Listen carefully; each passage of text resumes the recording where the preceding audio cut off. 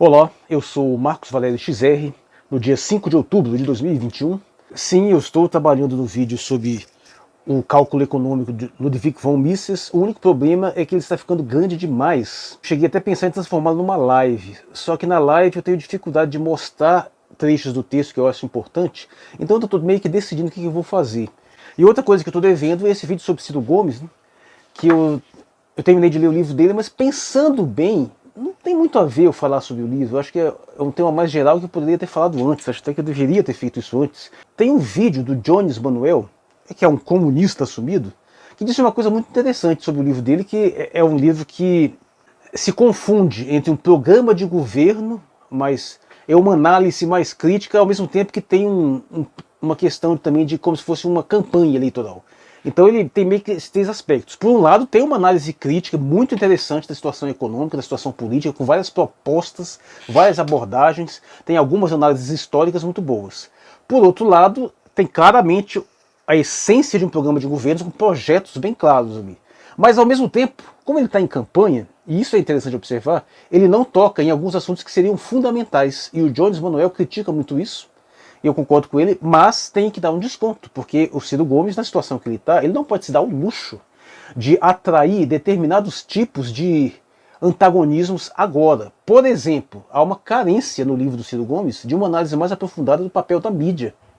Só que eu entendo isso, porque nesse momento não faz muito sentido ele atrair, por exemplo, a hostilidade da Globo contra ele. Porque o cara está tentando formar um público, está tentando levantar um eleitorado. Tem chance sim, porque é perfeitamente possível que Bolsonaro não concorra. É perfeitamente possível que até o Lula não concorra. Isso tem que acontecer. Porque se um dos dois sair, tem altíssima chance do Ciro Gomes ganhar. E a chance de um desses dois sair é grande, principalmente do Bolsonaro. Lembrando que eu já falei também que se saísse os dois, isso é problemático. Ele já correria o risco de termos um tucano de volta à presidência. Tem sido muito dito que o Brasil, infelizmente, não quer uma terceira via. Que o Brasil está, sim, polarizado entre Lula e Bolsonaro. Que o Brasil tem um vasto eleitorado querendo votar em Lula é algo perfeitamente compreensível, perfeitamente perdoável, porque, sim, digo com todas as letras, Lula fez um dos melhores governos da história do país. Ele conduziu a situação econômica, a situação política, administrativa muito bem durante muito tempo. Existiam sim problemas estruturais que viriam a se revelar mais tarde, isso é fato, mas eu acho que dentro das possibilidades ele foi muito bem, especialmente diante das relações internacionais e o equilíbrio que ele conseguiu montar. Eu tenho vários vídeos sobre esse assunto, vou me aprofundar mais nisso. Que o Brasil ainda tenha uma grande quantidade de eleitorado disposto a votar em Bolsonaro é uma catástrofe grotesca, horrenda, assim de deixar a gente desesperado, porque é verdadeiramente trágico, absolutamente trágico que ainda existe uma quantidade tão grande de pessoas dispostos a votar nesse demente, nesse crápula, nessas víboras, não só nele, mas em Paulo Guedes. Qualquer um deve estar sabendo aí sobre a questão dos Pandora Papers, que, vamos ser sinceros, não é exatamente uma novidade, mas eu não esperava que desse uma dimensão tão dramática do nível da quadrilha de crime, de perversão que é esse governo. Estamos falando de um sujeito que está deliberadamente sabotando a economia para aumentar o dólar, para se beneficiar pessoalmente. Por isso que ele disse que dólar alto era bom, né? Agora a gente entende melhor isso. Né? Nós estamos falando de um sujeito que está, ao mesmo tempo que ele é ministro da economia, ele está investindo, especulando no mercado financeiro. A tal ponto que ele deixa até aberto lá na tela do computador dele lá, os programinhas de acesso ao mercado, que em tese não poderiam fazer isso. Ele está trabalhando na aprovação de uma lei para reduzir as alíquotas de reincorporação de dinheiro que estão no exterior, que vai beneficiar a ele próprio, sem contar no fato de que o canalha fala que os investidores estão voltando para o Brasil e ele mesmo, que não é otário, não investe no Brasil, ele joga o dinheiro para especular lá fora e ganhar só na parasitagem financeira. E diante desses fatos, diante dessas revelações, se você tiver o estômago de ir, por exemplo, num vídeo da Jovem Pan, num único que toca no assunto, e olhar lá os comentários, você vai ver toda a corja, a demência bolsonarista defendendo isso. Assim, mas fecha o ponto só para dizer que é absolutamente horroroso, trágico, que exista uma quantidade tão grande de gente ainda disposta a votar em Bolsonaro. É muito difícil crer que um país tenha futuro com uma porcentagem de 20% de bolsonaristas. Eu espero que realmente não sejam 20%, sejam menos, sejam aqueles que são simplesmente ignorantes demais para compreender as implicações, ou pessoas que, por outros motivos quaisquer. Mas, bom, dito isso, infelizmente, Bolsonaro tem mais intenções de votos do que qualquer outro candidato, e qualquer outro candidato é infinitamente melhor do que ele, até uma praga de um tucano. E, infelizmente, isso inclui Ciro Gomes. O que não impede que ele ganhasse de Bolsonaro no segundo turno. Existe uma estrutura eleitoral, no nosso sistema eleitoral, que meio que corrompe essa vontade popular, ela força a uma dicotomia, ela força a uma polarização. Já falei várias vezes qual que seria a solução para isso: voto negativo. Que você tivesse a oportunidade de votar não só no seu candidato favorito, mas também de dar um voto negativo para aquele que você não quer de jeito nenhum, formalizando a taxa de rejeição num índice eleitoral. A gente impediria a eleição de governos disruptivos, de governos polarizadores, a gente pacificaria o país. Mas não vejo nenhuma esperança de sequer se tocar nessa discussão, que todo e qualquer tipo de reforma eleitoral é sempre para pior. Né? Mas vamos lá, infelizmente o Brasil não quer uma terceira via. Eu digo que, na realidade, atualmente, o que mais se destaca como uma terceira via ainda é o Ciro Gomes. Claro, está tendo aquela articulação absolutamente lamentável aí do Sérgio Moro, que também é outra tragédia, que ainda existam muitos lavajatistas ou pessoas que acreditam nessa canalice de combate à corrupção. Para você ver o nível de hipocrisia disso, é que você vê um governo corrupto, como esse que eu já demonstrei no vídeo passado, e ainda tem gente que tem a cara de pau de dizer que se importa com corrupção. E, na verdade, isso aí eu digo não é só no Brasil, não, isso é em qualquer lugar do mundo. A maioria das pessoas não se importa com corrupção. Isso é bobagem. Sejamos sinceros, se o governante dá aquilo que a maior parte do povo quer, consegue equilibrar o país, consegue liderar, fazer uma coisa, se ele consegue ter esse bom desempenho, a maioria da população não se importa que ele enriqueça ilicitamente. Aliás, isso aí é estrutural na história da humanidade. A maioria da humanidade não sempre se sentiu à vontade com o fato de ser liderada por um rei que é muito mais rico, por uma nobreza. Então, a verdade é essa. O discurso anticorrupção, apesar de ter uma dimensão ética, uma dimensão racional, uma dimensão que tem que ser sempre frisada, essa dimensão é minoritária. A maior parte, ele é apenas um recurso hipócrita para você utilizar contra o seu adversário, enquanto você fecha os olhos para a corrupção quando existe da sua própria escolha. E é nesse primeiro sentido que eu já vejo um problema na abordagem generalizada de Ciro Gomes. O Ciro Gomes, ele está fomentando um antipetismo, ele está tentando navegar nessa seara do antipetismo sob a premissa, a meu ver, equivocada, de que o antipetismo é a maior força política da história do Brasil. Eu comentei isso no vídeo chamado Antipetismo. Ele fala isso mais de uma vez. Já falou isso mais de uma vez e eu acho que isso está equivocado. É uma força política relevante, sim, não tem a menor dúvida, mas não é a maior força. Eu acho até que hoje o antibolsonarismo é mais forte que o antipetismo. E o Ciro Gomes está tentando investir nos dois, no antipetismo e no antibolsonarismo. É uma estratégia compreensível, eu entendo essa estratégia, tem elementos a serem abordados aí. Só que além disso, o Ciro Gomes também está tentando abocanhar um pouco desse eleitorado anticorrupção. O eleitorado pelo qual não tem um nome muito bom, mas o pessoal atualmente está chamando de lavajatista, mas morista, sei lá, mas já tem uma tradição brasileira a esse respeito que pode se chamar de lacerdismo, remetendo a Carlos Lacerda, que é o principal crítico do governo Vargas, e o discurso dele é basicamente esse, de contra a corrupção. E o udenismo, se você for pegar a genealogia, que hoje chega, por exemplo, no que é Democratas, né, que já vai mudar de nome, já mudou de nome, mas antes era PFL, antes era PDS, e antes era a Arena, a Aliança Renovadora Nacional do tempo da ditadura, que era o partido de suporte à ditadura militar, e antes dele era a União Democrática Nacional, que era a UDN. E se você for fazer essa é uma gênese, é basicamente a política café com leite, são senhores de engenho, que vem desde sempre, essa mesma mentalidade. Então, o que eu vejo na tentativa do Ciro Gomes de tentar abocanhar um pouco disso, denunciando a corrupção no governo PT, que também já vejo um problema que teve corrupção, houve, mas está longe de ser essa coisa monstruosa que o pessoal gosta de pintar por aí, é que o Ciro Gomes, ele teve a decência de se posicionar claramente contra a Lava Jato. Então isso ele fez. Só que ao mesmo tempo, ele está tentando cooptar parte dessa hipócrita indignação contra a corrupção, sendo que a maior parte dessa laia é lavajatista.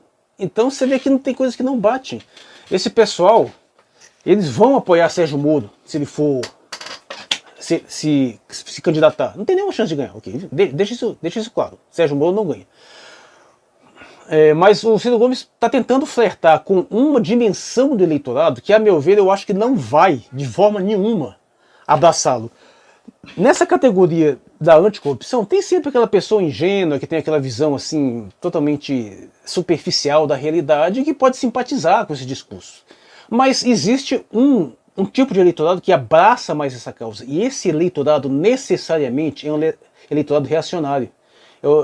É o eleitorado lacerdista, é o eleitorado que vai levantar em cima de um pedestal para falar contra a corrupção, mas só se for contra determinados setores, especialmente setores mais populistas, e vai fechar os olhos para qualquer partido que ele apoie. Então é um eleitorado que não vejo muita possibilidade de tirar alguma coisa nesse sentido aí. Por sorte, essa parte da abordagem do Ciro Gomes não é majoritária, é uma coisa que ele está fazendo, mas em escala menor. Coisas que ele está fazendo de uma forma muito mais ampla é investir tanto no anti-bolsonarismo quanto no antipetismo. Quem invista no anti-bolsonarismo não tem nenhuma opção. Afinal, é o que eu disse, você ser contra o Bolsonaro hoje é uma questão de mínimo de sanidade mental. Se você tem um mínimo de sanidade, tem um mínimo de decência como ser humano, você tem que ser contra o Bolsonaro hoje, não tem outra opção. Então essa parte, tudo bem, denunciar esse capo aí, escancara mesmo, mostra, isso aí é útil. E aí já tem um outro problema, porque ele tenta capturar parte desse eleitorado bolsonarista. Ok, só que existe uma estrutura de funcionamento mental desse eleitorado bolsonarista que é bastante esquisita. Por um lado, sim, ele pode pegar alguns desiludidos do bolsonarismo, mas aqueles que já se desiludiram. Então tem essa possibilidade. Apesar de que eu não vejo isso se traduzindo nas intenções de votos. Ao que me parece, o eleitorado que o Ciro Gomes tem hoje é o mesmo que ele tinha na eleição passada, com variações praticamente insignificantes. E, bem, acontece que, veja só, se você faz uma crítica muito incisiva ao governo Bolsonaro, tudo bem, aqueles que já se desiludiram há muito tempo, que já romperam com ele mesmo, tranquilo. Mas aqueles que ainda estão nesse limiar de ainda sofrendo dessa demência, ainda nesse pesadelo disruptivo, tem uma coisa muito curiosa nesse eleitorado bolsonarista. E aqui, aliás, até eu tenho que apontar isso, que eu mesmo, às vezes, me deixo levar por essa confusão. É que é muito fácil para o eleitor de Bolsonaro distinguir o fenômeno do bolsonarismo ao qual se associou ao lavajatismo, que associa ao Paulo Guedes, associa a vários elementos da figura pessoal do Bolsonaro em si. Essa galera, eles ainda conseguem ver no Bolsonaro um tipo de, entre aspas, virtude que ele consegue ao mesmo tempo não ver no fenômeno que o cerca. Ou seja, aquele que diz que sim, o governo está totalmente corrompido, o governo não vale mais nada, mas não é exatamente culpa do Jair. Do Jair é meio bobão, é meio tosco, é meio tiozão. Isso tem uma dimensão de verdade, isso é fato. Eu tenho batido mais diretamente na figura do Bolsonaro, mas, para falar a verdade, eu nunca perdi essa percepção de que o Bolsonaro, sim, ele é tão imbecil que ele é capaz de realmente não entender isso que o Paulo Guedes está fazendo debaixo da venta dele. É suficiente imbecil para isso. Mas isso não o torna menos pérfido. É bom deixar isso claro. Essas coisas são perfeitamente compatíveis. O que eu estou batendo mais agora é que essa altura não dá mais para você usar desculpa de ignorância. O bolsonarista, em geral, não tem mais direito de alegar ignorância. Essa fase já passou. Agora você já é perversão mesmo, já é estupidez orgulhosa, já é abraçar a degeneração. E a figura pessoal do Jair Bolsonaro já passou desses limites. Então não dá mais para perdoá-lo. Mas boa parte dessa visão imaginária do eleitorado dele e outras pessoas que ainda simpatizam com eles ainda está um pouco presa nisso. Então o que acontece? Ao fazer essa crítica muito incisiva ao governo Bolsonaro e não distinguir isso, Ciro Gomes pode fazer com que muitos eleitores que estão dispostos a abandonar o bolsonarismo acabem ficando ofendidos pelas críticas diretas contra a figura de Jair Bolsonaro, com a qual eles ainda simpatizam, porque, infelizmente, tem uma certa representatividade imagética com relação à população. Hein? Que é aquele negócio, de uma certa forma isso acontece também um pouco, um certo paralelismo pelo PT, porque muita gente separa, eu incluso, o petismo do lulismo. Sabe distinguir que o Lula é maior que o PT. E pode fazer críticas muito duras ao PT por causa disso, daquilo, mas ainda assim mantendo uma certa simpatia pela figura do Lula. Se essas críticas se confundem, você pode concordar integralmente com a crítica à estrutura fisiológica do PT, do partido todinho, e disposto a rejeitá-la, mas como você ainda simpatiza com a figura pessoal do Lula, você acaba rejeitando a crítica em geral e pode até sair do apoio ao lulismo, mas você não vai abraçar aquele candidato que fez essa crítica muito incisiva contra a pessoa. Isso é delicado, isso é complicado. Na verdade, o modo como Ciro Gomes vem fazendo isso contra o Bolsonaro, eu acho que é um pouco mais defensável, porque faz sim alguma separação, um pouco também com relação ao PT, mas teria que ser mais detalhado. Ele teria que distinguir um pouco mais a figura do Bolsonaro com o bolsonarismo em geral, o governo que o apoia. É possível deixar isso um pouco mais claro. Seria possível também fazer isso com relação ao PT, mas eu acho que de uma forma geral não está fazendo, ele está atacando muito a figura pessoal do Lula. E nisso eu acho um erro colossal, porque aí que está o detalhe. Se dependesse só do Lula, ele seria ainda maior. Na visão geral da população, e nisso tem uma certa sabedoria, o problema do Lula é o PT. E o bom do PT é o Lula. Você tem uma distinção aí. Então muita gente que realmente não se sente muito à vontade com o fenômeno do petismo em geral, ou de toda essa estrutura de esquerda, de neo-esquerda que se colocou aí, ainda assim vota no Lula pela figura carismática que ele é e pelo que ele representa simbolicamente também. Toda essa trajetória que ele teve. Afinal, ele é o único dos nossos governantes que realmente saiu da pobreza. Então tem essa estrutura aí que não pode ser negligenciada. Existe essa identificação. O jeito que ele fala, o jeito que ele se apresenta, que é um jeito mais humilde, é um jeito que permite ao povo brasileiro se identificar. O povo brasileiro não tem, a maioria do povo brasileiro não tem nenhuma dificuldade de se imaginar sentado numa mesa do VAR conversando com Lula. E também muita gente consegue imaginar isso conversando com o Bolsonaro. Mas são pessoas que não conseguem se imaginar conversando com o Ciro Gomes, que se feliz ia dizer, não teria o que dizer. O cara está no nível anos-luz de intelectualidade acima. Parece que quase não tem um ponto de contato. Que jamais seria capaz de se imaginar conversando com um FHC, por exemplo. Então tem que ter muito cuidado. E é que está a grande vacilada do Ciro Gomes, que nesse sentido o marqueteiro dele, eu acredito que ele tem uma percepção, mas eu entendo que é muito difícil você abordar. É que é o seguinte, amigo. Programa de governo, crítica precisa, análise sistemática, criteriosa, isso não ganha eleição. Isso atende, claro, uma certa porcentagem do eleitorado, tem uma relevância, tem uma importância, deve ser feito sim. Eu acho interessante que o Ciro Gomes se posicione de uma forma claramente superior em termos de intelectivos, mas também em termos administrativos, de entender a operacionalidade do sistema político, sim. Mas isso não é nem de longe suficiente para ganhar eleição. O que ganha eleição é imagem, é símbolo, é narrativa, é mito. E isso o Ciro Gomes não tem. O Ciro Gomes tem fatos concretos para apontar. Ele tem uma história de vida concreta, aquilo que fala assim que chega a ser enjoativo, né? Que foi isso, foi aquilo, fez isso, fez aquilo. Ele tem toda essa história, realmente é verdade. Então ele tem coisas concretas para mostrar. Mas, meu amigo, se a maioria das pessoas desse mundo tivesse preocupada com fatos concretos da realidade, não existia nem religião. Bolsonaro não tinha ganho a eleição, por favor. A maioria das pessoas gasta toda a sua energia criando véus de ocultação do real. Isso é deliberado. Um grande número, não sei se é a maioria, mas um número vasto, significativo, pelo menos um terço da humanidade, gasta grande parte da sua energia mental fugindo da realidade, criando entre ela e o real uma série de filtros que a permitem viver de uma forma mais significativa, de uma forma mais tolerável. E a maioria, em geral, não tem condições de fazer um choque direto, um contato puro com a realidade. Ela precisa de filtros, ela precisa de narrativas, ela precisa de mitos, ela precisa de símbolos com os quais ela consiga se relacionar subjetivamente e tolerar os fatos da realidade. E isso Ciro Gomes não entendeu ainda. E, para ser sincero, eu entendo que é difícil entender, é difícil penetrar profundamente e conseguir se sintonizar isso sem ter uma narrativa mítica. Eu chego a dizer o seguinte: talvez fosse mais interessante para o Ciro Gomes investir mais na imagem de um cara machão e meio truculento, meio agressivo, do que nessa imagem do cara analítico, sério, professor de Harvard, essas coisas todas.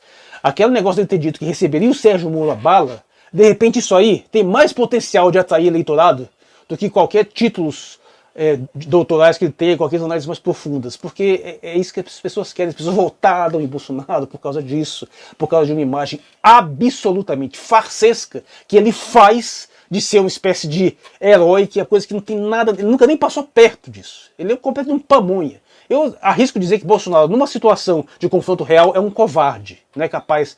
A única coisa que a gente tem, que a gente poderia avaliar, já se demonstrou, foi quando ele foi assaltado e levaram a arma dele. Mas eu acho que, não, ele não tem nada que justificaria esse símbolo, mas o simples fato de ele ter um discurso fajuto, o simples fato dele apresentar essa imagem farsesca, já é suficiente para capturar esse imaginário. Aquela fantasia que ele faz de conta tem também o seu certo charme, seu apelo. É aquilo que funciona de uma forma generalizada, você mesmo sabendo que tem algo de falso ali, você mesmo sabendo que existe uma dimensão evidentemente ilusória daquilo, ainda assim, a beleza dessa ilusão é capaz de te motivar, é capaz de te convencer a abraçá-la e a tolerá-la. E a falta da percepção deste fato, a falta de ter uma abordagem um pouco mais mítica, eu acho que custa muito caro a Ciro Gomes. E eu sei que pode ser um pouco complicado desenvolver isso agora, mas no caso dele nem é possível, porque ele tem uma trajetória onde ele pode se escorar em determinados atos assim. Até o irmão dele, aquela cena lá do Cid Gomes investindo com um trator contra um monte de policial armado, bicho, aquilo ali é um grau de baixeza que todos os bolsonaros juntos nunca vão ter na vida. Aquilo é você partir de peito aberto para enfrentar a morte. Imprudente pra caramba, vamos ser sinceros, mas ainda assim, um negócio assim quase heróico. Sim, nessa imagem de coronel do Ciro Gomes, existe coisas mais utilizáveis para efeitos de sedução de massas do que qualquer outra coisa. O próprio Ciro Gomes tem feito críticas à noção de caudilho. Aquela noção que era Getúlio Vargas, que era o próprio Brizola. Aliás, a omissão a respeito da história de Brizola no livro do Ciro Gomes salta aos olhos. O Jones Manuel critica muito isso, mas ao mesmo tempo eu entendo, porque se o Ciro Gomes abraça a figura de Brizola na sua dimensão mais profunda, imediatamente ele se coloca como inimigo letal de uma série de setores que nesse momento talvez não seja interessante com o qual ele se indispor. Brizola, para quem não sabe, é o maior inimigo que a Globo já teve. Brizola foi um dos caras que conseguiu bater, ferir, danificar e humilhar a Globo em níveis que nunca ninguém conseguiu chegar nem perto. Mas, e abraçar essa figura assim, de forma aberta é entrar em guerra contra a Globo, uma guerra que merecia ser lutada, uma guerra santa praticamente, porque não existe desgraça pior do que essa maldita dessa Globo. Essa maldita dessa Globo, eu digo, ela merece ser destruída. O mínimo que a Globo merece é ser confiscada, ter todos os seus bens apreendidos, ter a sua concessão revogada, desmantelada, ser absorvida, tudo que já produziu ser tomado pelo Estado, pegar todos os seus donos e diretores ser colocados na cadeia. Isso é o mínimo que a Globo merecia. Mas eu posso dizer isso porque eu não sou candidato a nada, pelo menos nada que importe. Sou candidato a escritor de ficção científica e fantasia. Eu posso continuar dizendo isso. E eu ainda digo isso sabendo que dificilmente não, com certeza eu nunca conseguiria nenhum tipo de simpatia, nenhum tipo de divulgação na Globo. Porque eu sou um inimigo da Globo, tem que morrer. Isso é uma coisa que tem que deixar muito claro. E o Ciro Gomes, só que não faz sentido o Ciro Gomes se lançar nessa campanha agora, porque o Bolsonaro já está em franco conflito contra a Globo, apesar da hipocrisia da Globo defender a praga do Paulo Guedes. Você vê que eles não deram ênfase direito nessa questão dos Pandora Papers. O ponto é que realmente não dá para o Ciro Gomes, nesse exato momento, bater de frente contra determinadas forças, porque ele já tem uma dificuldade muito grande de angariar um eleitorado viável, um eleitorado mais amplo. E o Bolsonaro, apesar de ter sua política econômica integralmente apoiada pela Globo, ele já se indispõe contra a Globo em si. Então a Globo não vai ajudar a figura. E a Globo, e aí é que muito me preocupa na questão do Lula, é que a Globo também não gosta do PT. Ela não quer o PT voltando ao poder. Diz até que ela prefere manter o Bolsonaro do que manter o PT. Eu acho isso altamente provável. Não duvido nada que daqui a um tempo comece a ficar cada vez mais evidente. Não só a Globo, como a Veja, são duas quadrilhas muito parecidas, são as duas máfias ítalo-paulistanas, né? da família dos Tivita e da família dos Marinhos, duas quadrilhas que não valem nada, dois canalhas, todo mundo merecia ir pra cadeia ali, esse pessoal de bando de patife. E os Tivita já se bandearam pro lado do Bolsonaro, já estão começando a passar pano para ele, passar a mão na cabecinha, e provavelmente vão investir nele porque preferem ele do que o retorno do PT ao poder. E o histórico, se você observar, dos Tivita, que o pessoal da editora Bio, da Veja, rapaz, é até complicado, porque eu não lembro de ter feito um vídeo muito específico sobre isso, mas é uma história muito longa, né? A briga que eles têm, a associação que eles têm com o Tucanato e a rixa com o PT é uma coisa muito mais profunda do que a maioria das pessoas faz ideia. Pra você ter uma ideia, a editora Bio ela é sustentada com dinheiro público. Entende? A Veja, a revista Veja, que é o meu carro-chefe, ela não se sustenta com vendas nas bancas, ela se sustenta com venda de assinaturas. E a quantidade significativa, se não a maioria das assinaturas, é feita por prefeituras e órgãos de governo, em prefeituras sob o governo do PSDB. Ela, não só da Veja, mas várias prefeituras do PSDB assinam várias edições da editora Bio, e tem processos judiciais contra isso, tem investigação do Ministério Público, da Polícia Federal contra isso. Vou deixar um link aqui sobre um texto que eu coloco várias referências desses fatos aí. E um dos motivos do grande ódio da Veja contra o PT é que onde o PT assume, ele cancela todas essas assinaturas. Então tem esse elemento aí também. Até porque já virou uma hostilidade absolutamente intransponível, né? Então, e aí resta saber se a Globo vai abraçar a mesma dimensão. Normalmente abraça. Normalmente a Globo e a Veja, elas fazem essa parceria onde a Globo faz aquele papel do, assim, ó, fingir imparcialidade, fingir uma superioridade, tá? E a Veja faz aquele papel mais tosco, mais sujo, mais ralo. É quase como tira bom de tira mal, né? Mas são da mesma laia. Uma suporta a outra automaticamente. Eles são aliados plenos. Então, nesse sentido, o que vai acontecer com Globo e Lula? Provavelmente, em algum momento, eles vão preferir apoiar Bolsonaro. Se for para um segundo turno, que nós vamos ver, provavelmente vai ser a Globo concentrando as suas baterias para atacar basicamente Lula. Enfim, esquecendo as coisas que tem Bolsonaro. É possível que não seja? É possível. É possível porque existem muitos setores da sociedade, setores da alta sociedade, da economia, setores que os marxistas chamam de burguesia, que preferem Lula também. Então tem essa dimensão.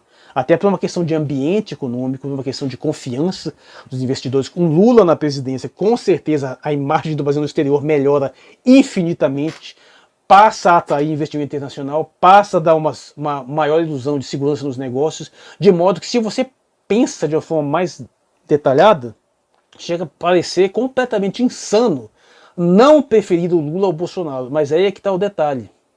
Isso se você tiver uma visão que respeita o conceito de sanidade. E a visão que impera nesse país não é essa, é uma coisa verdadeiramente bizarra. É uma coisa que, claro, que tem seus limites, tem que ter sua pragmaticidade, tem o seu maquiavelismo, sim, mas ela frequentemente esbarra nessa loucura de você realmente, às vezes, estar disposto a queimar muitas das suas gorduras, a perder parte da sua riqueza para não deixar que determinadas coisas aconteçam.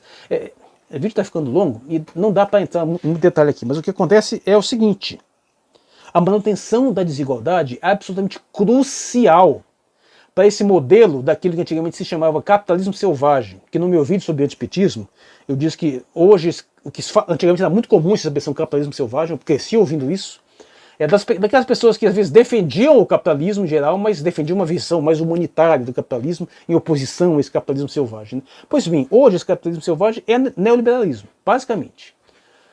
Então tem pessoas que têm essa noção que se esse projeto neoliberal, que atualmente é neoliberal, esse projeto de exploração brutal se intensifica muito, ele precipita uma reação que não é interessante para quem quer manter um mínimo de estabilidade para continuar aumentando suas fortunas. Então tem essa dimensão aí.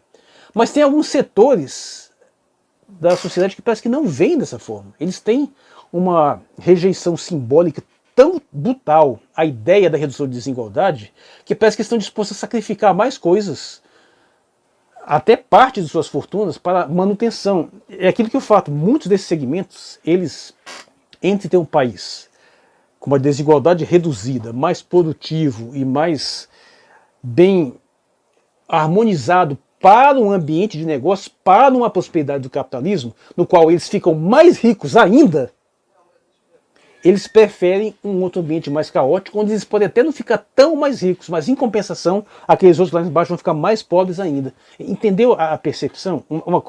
Entende aqui a desigualdade como isso.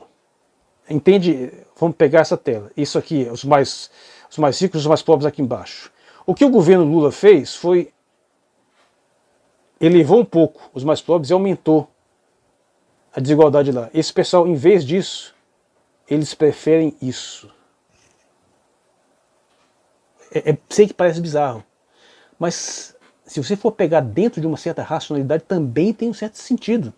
Porque uma sociedade mais desenvolvida economicamente, que dá mais oportunidades culturais, tende a proliferar, ter um maior aumento de pessoas com capacidades de fazer análises mais precisas, ou pelo menos de se articular de determinadas formas, de fazer lobbies mais fortes, e isso aqui embaixo ameaça o pessoal que está muito lá em cima, porque não dá para aumentar indefinidamente essa distância de forma qualitativa. Pode até aumentar quantitativamente em termos financeiros, mas não qualitativo. O que eu quero dizer? Você pode até ficar cada vez mais rico em termos financeiros do que um determinado grupo, mas você não fica cada vez mais inteligente. Você não fica cada vez mais capaz de fazer análise, de fazer previsões. O país tem limite, pelo contrário. A sua capacidade de análise do real vai, em relação ao grupo que está lá embaixo, vai diminuindo. E aí, mesmo numa situação onde você tem uma diferença brutal em termos econômicos, a capacidade desse pessoal aqui embaixo te alcançar lá em cima aumenta. A capacidade deles serem capazes de fazer articulações políticas, articulações com grupos econômicos, de ir desmembrando e desvendando determinados elementos também vai aumentando. Então, às vezes, realmente é preferível você que está lá em cima cair um pouco, mas achatar o pessoal aqui num nível tal que são incapazes de fazer qualquer tipo de abordagem, qualquer tipo de levantamento. Então tem essa abordagem também.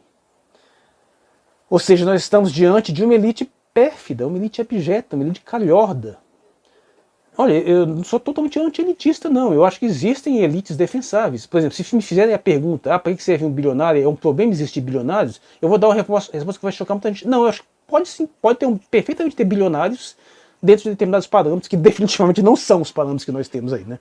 Mas o problema em si não é exatamente esse, ok? Deveria fazer um vídeo a respeito. Voltando à questão de Ciro Gomes.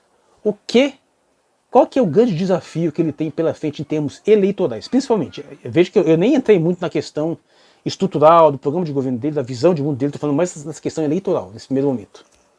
É que ele tem esses dois adversários. Está um lado o lulopetismo, do outro lado o bolsonarismo. E tem uma sociedade dividida entre isso, dividida a tal ponto que se a opção for um ou outro, vota em qualquer coisa, outra coisa que não seja um, o que permitiria, por exemplo, a eleição de Ciro Gomes. Então o Ciro Gomes não é carta fora do baralho de jeito nenhum. Vamos supor que o Bolsonaro caia da disputa eleitoral. E vamos supor que sai de vez mesmo. Ele pode até, ele não vai colocar o Flávio Bolsonaro, porque o Flávio Bolsonaro já está muito mais queimado do que ele. Tem muita gente que defende o Jair até a vida, mas já não quer mais saber do Flávio. Ele também duvido que colocasse o Carlos Bolsonaro, que também vai estar muito queimado. O Carlos Bolsonaro provavelmente vai ser o primeiro a se ferrar. Então, se ele saísse, quem deveria colocar é o Eduardo Bolsonaro, que é o menos queimado. E é o pior de todos. É o pior de todos. E só que ele, imbecil, não tem menor carisma. Ele não vai conseguir absorver a maior parte do eleitorado do Jair Bolsonaro. Então, nesse sentido, ainda vai ser um grupo forte. O Bolsonaro pode comparecer na campanha dele. Então vai ter uma transferência significativa de votos, sim. Mas eu acho que não transfere tudo. Sim? Então, mas sim, o Bolsonaro saindo do páreo, as chances de Ciro Gomes aumentam incomensuravelmente. Aliás, se não surgir uma terceira ou quarta via a disputar com ele, é quase certo que ele ganha. Tem muita gente que vai dar voto útil ao PT, porque o pessoal sabe que o Bolsonaro é uma desgraça absoluta e não quer correr risco dele voltar ao poder. E mesmo que não goste tanto do PT, sabe que ele é o melhor, é melhor ele. Então muitas pessoas que às vezes nem entendem direito de eleitoral nem no primeiro turno, Com o Bolsonaro fora da disputa, já ficam mais tranquilas e aí já arriscam mais votar no candidato que já está mais sintonizada, sem esse medo, né? Então tem esse ponto. Tem uma parte ainda do eleitorado bolsonarista que ele pode pegar, tem outras pessoas que não gostam de Lula nem de Bolsonaro, mas diante do fato de Bolsonaro ser muito pior, ser sendo da jogada, também não gostam de Lula, então a tendência é haver uma migração significativa de votos para o Ciro Gomes. Eu acho que no mínimo ele vai para o segundo turno. Eu acho que no segundo turno ele ganha de qualquer um. Se sai só o Lula da disputa e tiver essa infeliz, maldita ideia de colocar de novo Haddad para concorrer, aliás, tá merda, seria assim, grotesco.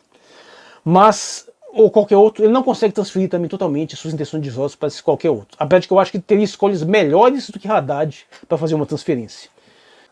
A força da mobilização da estrutura eleitoral petista ainda é suficientemente grande para conseguir um segmento significativo. Bem ou mal, o Haddad teve muitos votos. Eu acho que dessa vez teria mais ainda, porque agora nós sabemos o horror que é, o erro inominável que é o bolsonarismo. Então muita gente que às vezes não queria ter votado no Haddad, eu incluso, hoje votaria. Eu não queria votar no Haddad de jeito nenhum. Eu não cheguei a votar no segundo turno porque minha filha estava nascendo, então eu justifiquei voto.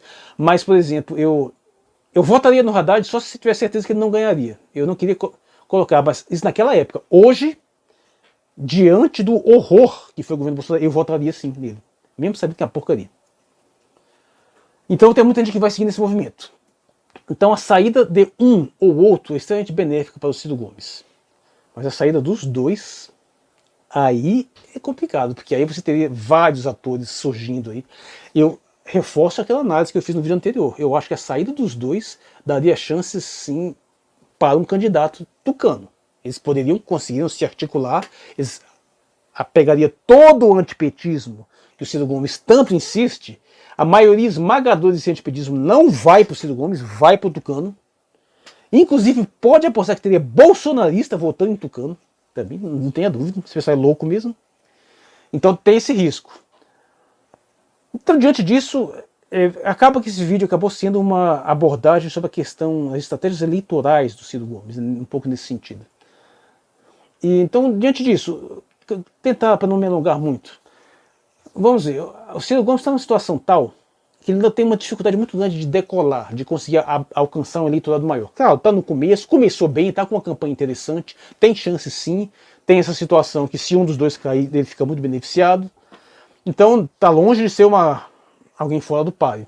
Mas ele está com essa dificuldade de crescimento. E, a meu ver, ele está jogando suas cartas principalmente em 3 fontes. Tentando pegar o antipetismo, tentando pegar o antibolsonarismo e tentando pegar o anticorrupção. Esse terceiro está um pouco ignorado, mas está vendo sim. E eu acho totalmente equivocado. Ele não vai conseguir. Ele não vai conseguir, por exemplo, capturar votos de pessoas que ficam indignadas com a corrupção que tem tanto no governo do PT quanto no governo do Bolsonaro. Então por causa disso vou votar no Ciro Gomes, que realmente não tem um histórico de corrupção no currículo. Porque esse pessoal, em sua maioria esmagadora, é lacerdista. E lacerdista é, antes de tudo, um liberal, safado traidor do país, que odeia o próprio país. E o Ciro Gomes tem um discurso que não é compatível com isso. Então ele não vai conseguir pegar essa galera da anticorrupção. Do antibolsonarismo eu acho que ele consegue pegar, mas ele já pegou a maior parte, sabe? Ele não vai conseguir tirar o pessoal do eleitorado bolsonarista e passar para ele agora, pelo menos em nível significativo.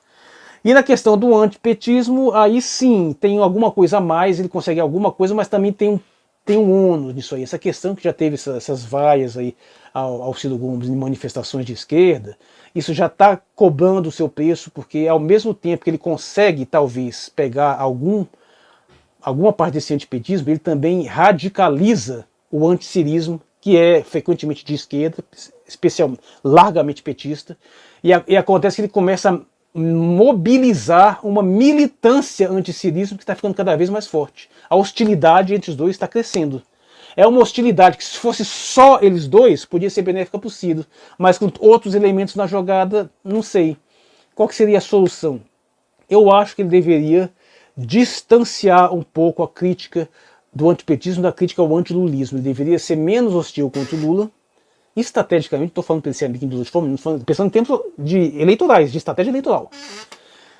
E ter um certo cuidado com essa mobilização do antipetismo, até porque ele tem, e aí isso é absolutamente crucial, na verdade eu poderia fazer um vídeo só sobre isso, e entra a questão da neo-esquerda.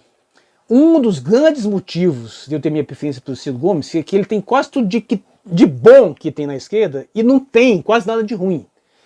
Mas assim, não tem essencialmente. Ele não se mostrou até agora suficientemente corajoso, ousado, para se posicionar de uma forma mais clara em prol de um eleitorado muito mais amplo, que é bater na neo-esquerda. Ele não bate. E aí que está o problema. Via de regra, ele tenta fazer uma média com esse pessoal. Eu entendo isso, dependendo do caso, visto que é uma frente a menos de hostilidade que ele pode ter. Então, já teve vídeos deles falando assim de pagando pau para feminismo, pagando pau de uma forma assim meio tentando tirar o dele da reta, ao mesmo tempo que ele deixa muito claro que não quer adentrar isso, de delegar decisões para o povo brasileiro, que é uma ideia sábia, isso sim, é muito bem colocado, mas ele ainda tem reservas de não bater de frente com esse pessoal. O problema é que eu acho que esse pessoal já bateu de frente com ele. Feminista não gosta de Ciro Gomes, meu. Simples assim. Essa militância negra já não gosta do Ciro Gomes. Eu acho que ele ganharia batendo nessa neo-esquerda de uma forma mais escancarada e apelando para a religiosidade popular.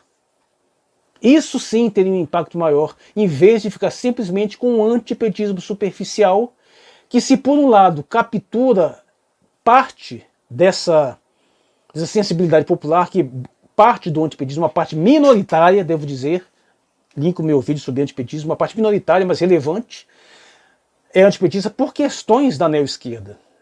O meu antipetismo está nesse sentido. Só que eu acho que isso aí acaba não sendo significativo, porque ao mesmo tempo que ele parte de uma forma generalizada no antipetismo, essa parte do antipetismo que é a neo-esquerda já está contra ele. Então era melhor concentrar e bater só nesse pessoal. E aí sim ele capturaria grande parte do eleitorado bolsonarista, que se construiu em grande parte em cima disso. Se ele tivesse esse posicionamento, ele conquistaria um eleitorado maior. Ele sim ia levantar a hostilidade desses grupos que eu acho que já são hostis a ele. Ao mesmo tempo, eu não creio que isso pioraria a situação com determinadas outras forças. Então, assim, se eu pudesse resumir tudo em um recado para Ciro Gomes, é o seguinte: substitua parte desse antipetismo, especialmente esse antilulismo, não bata contra a figura carismática de Lula e concentra mais no anti-neo-esquerdismo. Eu acho que só teria a ganhar. Eu tenho muitas mais coisas a dizer, ainda vou retomar esse assunto, mas esse vídeo está longo demais, então eu vou ficando por aqui. Eu sou o Marcos Valério XR, no dia 5 de outubro de 2021. Muito obrigado por sua atenção.